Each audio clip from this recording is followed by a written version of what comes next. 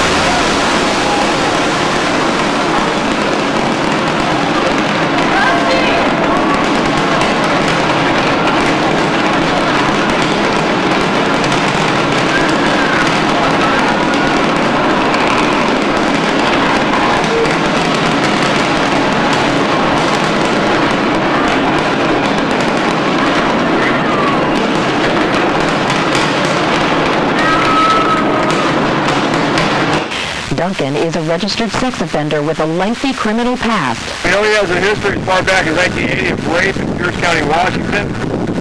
He is a registered sex offender in Minnesota. One of his outstanding warrants is failure to register as a sex offender in Washington. In 1980, Joseph Duncan was sentenced to 20 years in prison for abducting and raping a 14-year-old boy. In 2000, only a week after being released, he moved to Fargo, North Dakota, where he enrolled at North Dakota State University. In his resume posted on the school's website, Duncan says he expected to graduate in May of this year. But just 2 months shy of his expected graduation, more trouble. In March, Duncan was arrested again, this time charged with molesting a child outside a school in Minnesota. Police say he posted $15,000 bail in April, and soon after that, authorities lost contact with him.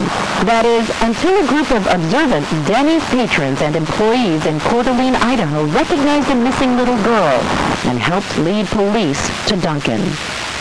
When they asked the gentleman if they could talk to him for a minute, they took him away, and the first officer on the scene sat down with Shasta. I proceeded to continue working. I bought another table their food. And about the time I got the last plate off of the tray, he grabbed my arm and said, "Stay with her." And I went and kneeled down by her side of the booth and said, "Hi, sweetie, how are you?"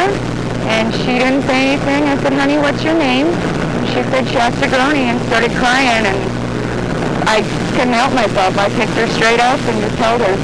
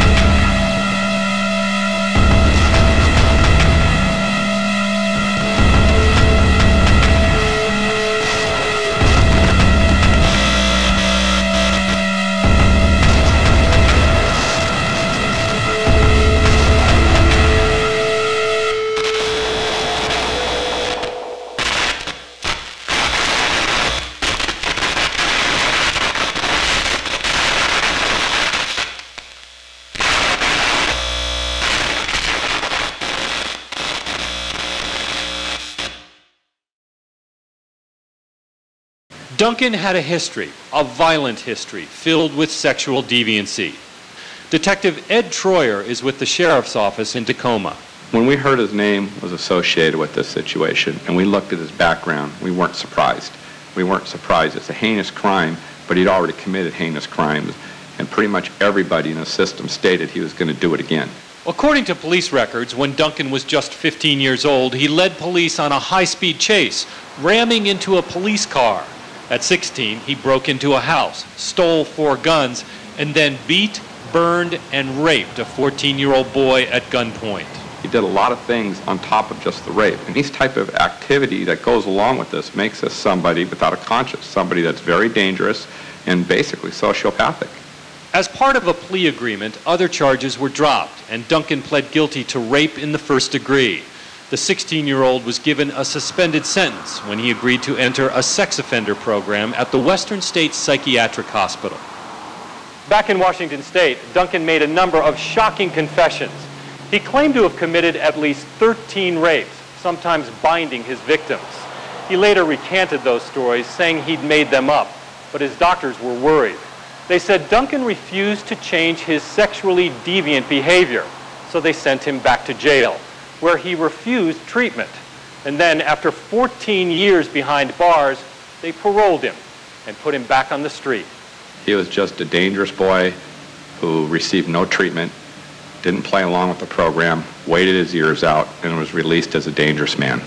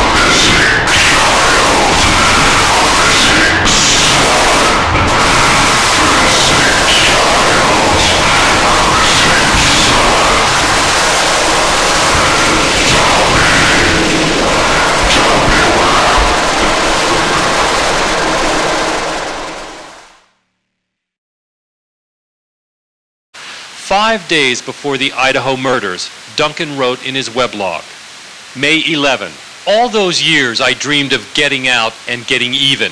I got out and I got even, but did not get caught. So I got even again and again did not get caught. So I got even twice, actually more. I'm the only one who knows. So now what? Could there be other victims? In 1996, investigators say Duncan admits to kidnapping and killing 2 young girls as an act of revenge for his prison term, but he still has not been charged in the case. In the spring of 1997, police say Duncan stole his girlfriend's car and drove to Southern California. We now know Duncan kidnapped and killed a 10-year-old boy while there. Anthony Martinez's body was dumped in a desert canyon, bludgeoned with a rock. Friday, April 4th in 1997, about 5 p.m. in the afternoon, Anthony Martinez and his younger brother and 3 of his friends were playing in the backyard here. Anthony lived back here in the apartment complex back here. And they were playing, doing what the kids do, and they were suddenly approached by a man walking this way. The man was going back and forth like he was looking for something, kind of caught the attention of the kids. They were actually next door with the neighbor. They were actually inside of a gated yard. And the man, from what we've been told, approached the fence. The man got to about right here and waved the children over. All 5 kids came over, and the man proceeded to pull a picture out of his pocket, and the picture was of a cat. He tells the kids that he's looking for his cat, he's lost him, the cat's around here, and then offers them $1 to help look for the cat. About that time, one of the kids, young, very sharp gal, didn't feel too good about what was happening, felt very uneasy about this stranger who had approached him, and she had reached over and grabbed a younger child, I believe it was her younger brother, and made the kid go inside. And both kids go back inside. Anthony's younger brother, and the 3rd child stayed out here playing, and agreed to help look for this guy's cat. Both of my sons and the friend that we had over came out from the neighbor's house into the alley. The kids come out the fence right here, and the man stays about right here in this area here. The kids go down the alleyway here and spend about the next 5 minutes in the bushes, behind the dumpsters, looking for this cat. Looked around a little bit. The man promised him money. Of course, they didn't find any cat, and they come on back and approach this man asking for their money. They feel pretty good that they've earned their money. I'm not sure exactly what happened as far as, when but I know that they said that he got kind of nervous about because the time was stretching out, and did just panicked because there was going to be people coming around and just grab for him and goes for Anthony's younger brother, reaches for him. It appears that Anthony's younger brother got the jump on him, saw that something wrong was about to happen, and jumped back. The guy was able to grab hold of the kid's shoe and actually pulling the shoe off. He ended up getting his shoe off. I don't know what the whole situation or how exactly, but I know that he went for my younger son first. He squirms and gets away. The other child that was here runs off. Anthony, probably thinking, knowing something was wrong, steps in to either protect his brother or the other child, and in the process gets caught by the man who basically grabs him and sticks a knife to Anthony. It must have been right at the moment that he grabbed Tony because we heard someone yelling, and the yelling was coming closer, even though we couldn't make out what they were saying. Throws him in the backseat of his car and drives off. They turn right here and turn left on Chestnut, and that was the last that Anthony was seeing. Duncan lured Anthony Martinez into his car, offering the little boy $1 for help finding his lost cat. Instead, Anthony ended up in the desert, bound with duct tape, raped, and murdered. By Duncan's own account, Anthony was the 3rd child he had killed. He would kill 2 more kids and 2 adults before being arrested in Coeur d'Alene in 2005. His last entry suggests he might have committed other crimes. May 13. I am working on an encrypted journal that is hundreds of times more frank than this blog could ever be. I figure in 30 years the world will know who I really was and what I really did.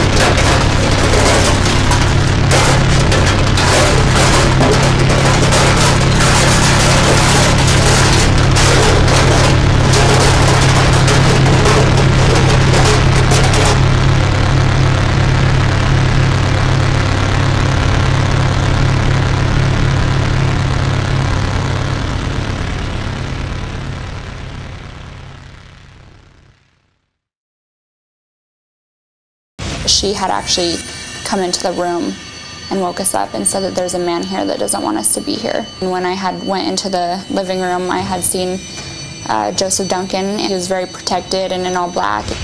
My stepdad, Mark, we don't have money. Because Mark had raised his voice, he had said, you know, don't raise your voice or I'm going to shoot you in the head. That scared me a lot.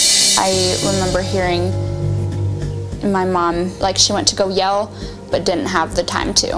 And then I heard my stepdad, Mark, we were hearing bangs, and then he was screaming and yelling. At that point, I had started crying. I had just gotten really scared. His head was just covered in blood and just dripping down the front of him. And then we saw Joseph Duncan come out the back door and attack him. He was sitting on the picnic table, and he was just, you know, sitting up, and then he just laid down. When we were going to the bathroom, he watched us, and that made me really uncomfortable, because at that point I knew that his intentions were just evil. He got really mad, started throwing things. He took more of his anger out on Dylan and was really mean to him. I felt like I was gonna have to fight for my life. He grabbed the hammer, he said, see this hammer?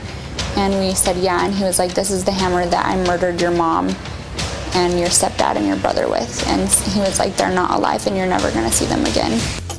I said, I promise that we're gonna make it out alive. So that was my way of comforting my brother, just letting him know that, like, we would never stop fighting. He had a sawed-off shotgun, and he had taken that and he had shot a hole in the tree, and he had told us that this is what's gonna happen to you guys if you don't start listening to me.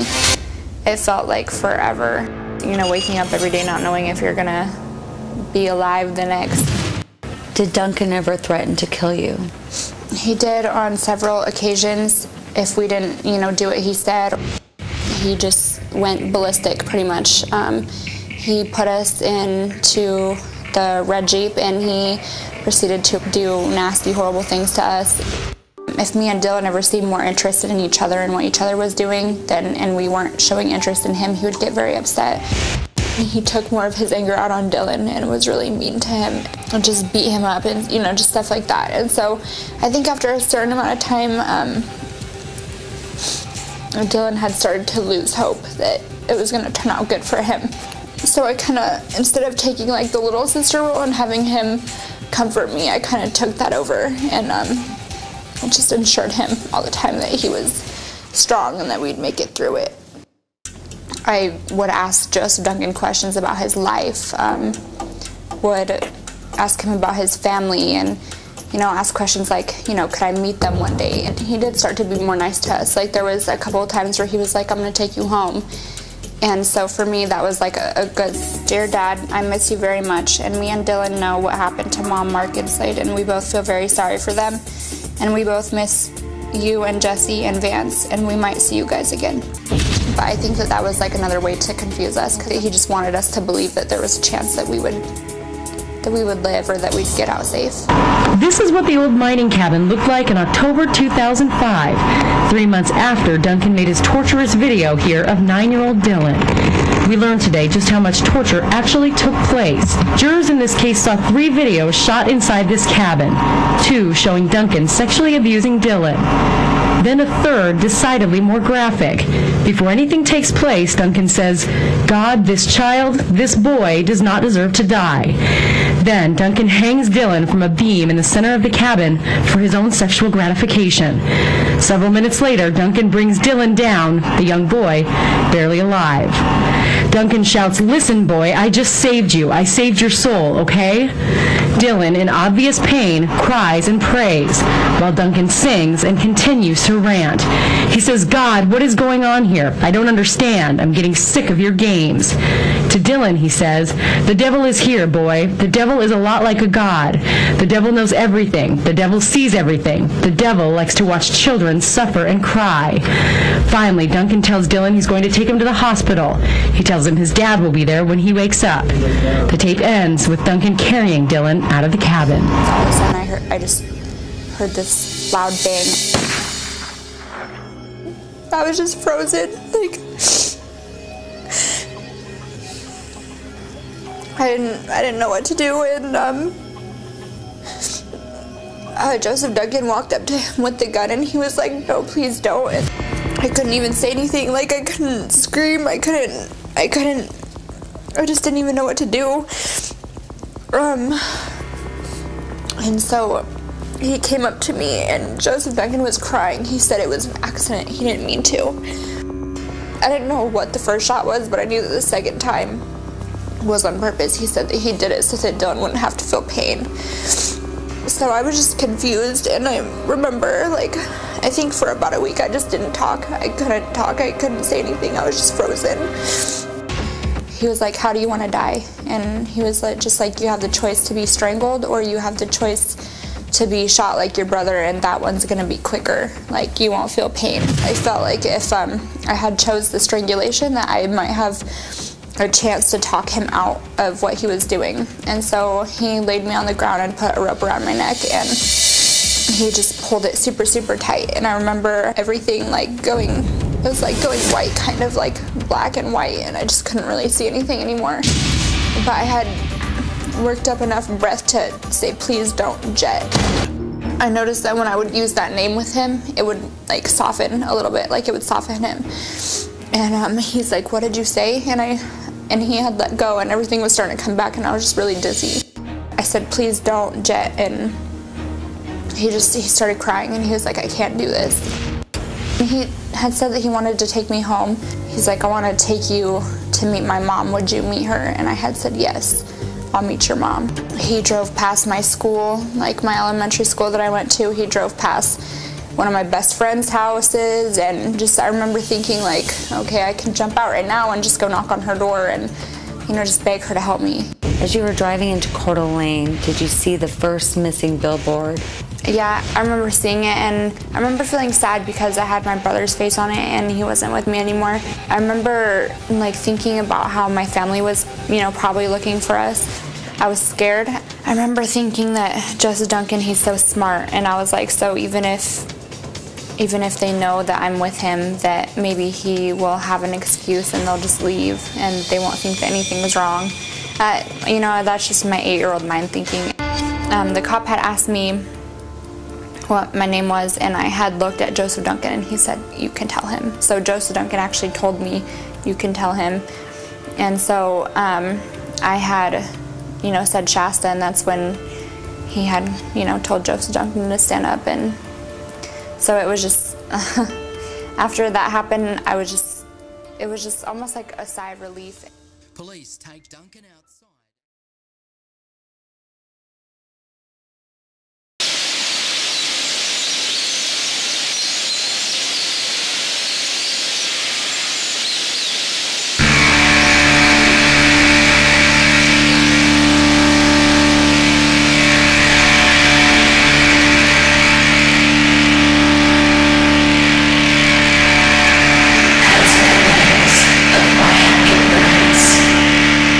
As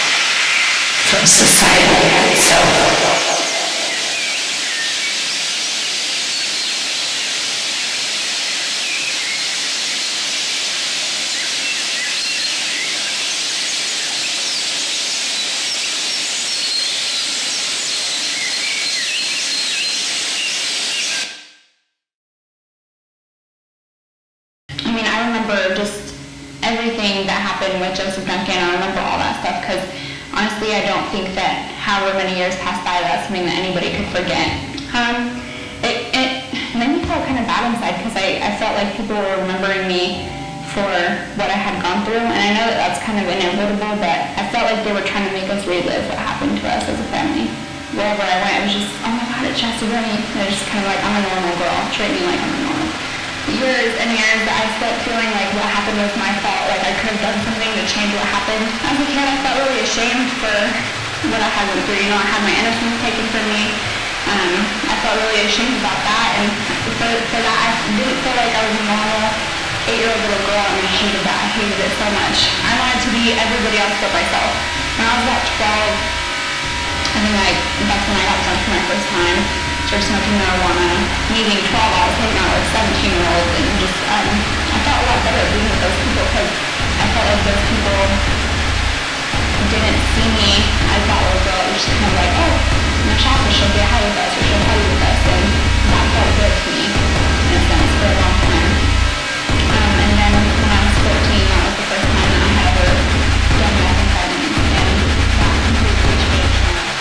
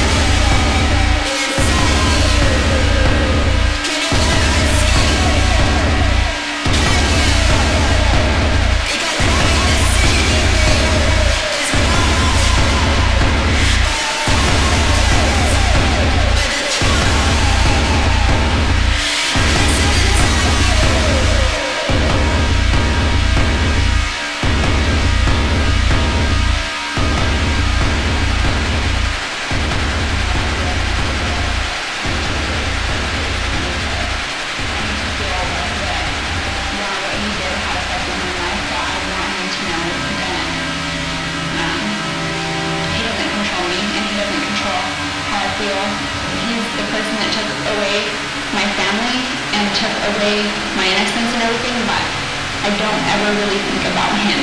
It's just always my family, and I want him to know that he doesn't have any power right now because he's the one sitting in prison while I'm not living my life, and he's the one that has to live with the decisions that he's made while I'm out here making good decisions, and I don't have regrets with my life. For the longest time, whenever I thought about my mom, I would think about what happened, that night of May 16th, and it was causing me a lot more pain than I had already felt. Well, as a kid, I started having thoughts where, me having been raped and stuff, I couldn't understand, why a guy would want to do that to a little boy and a little girl and a family. And so, some thoughts came in my head of, maybe that's all I'll ever be good for.